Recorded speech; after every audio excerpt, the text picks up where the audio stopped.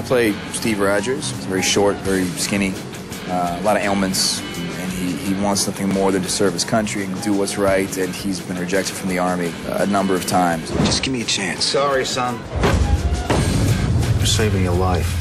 It's not about the transformation. We thought very long and hard about how do you do the transformation in a way that hasn't been seen before. And every time you'd think about all the movies that have done it before. And so rather than it being about the transformation, what we decided it was going to be more about establishing the character beforehand.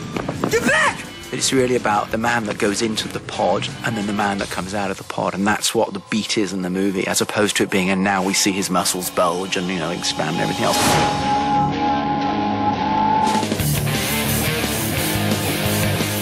Chosen by this doctor, Dr. Erskine, for this experiment that makes him Captain America. Not just anybody can get this procedure and get superpowers and be a superhero. That's not the case at all. It is Steve Rogers.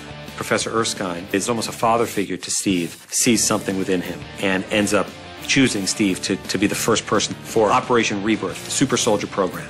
The procedure works. There's an attack on the base soon after that. All of the science is lost, and Steve remains the only super soldier that has ever existed. There is a common issue among all the Marvel heroes, is that they have a very vulnerable side to them. And Steve Rogers is certainly no exception to that. He is probably the most vulnerable. I play Peggy Carter, who is an agent, and she comes across Steve Rogers. She develops a kind of strained, exciting relationship with him, which is about kind of encouraging and supporting his journey, becoming Captain America, the First Avenger. Between Peggy and Steve Rogers, you have this, there's a mutual understanding somewhere, and I think Peggy relates to someone really fighting for what they believe in and really having to struggle all the time to prove themselves, and she, being the only woman in this environment, knows exactly what that feels like. What do you think? I think it works.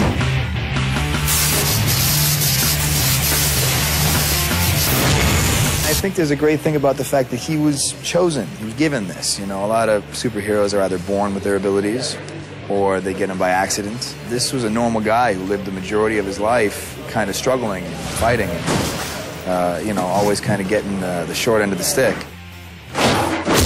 And this kind of good fortune happened to him, which I think is something that everyone kind of secretly wishes happened to them.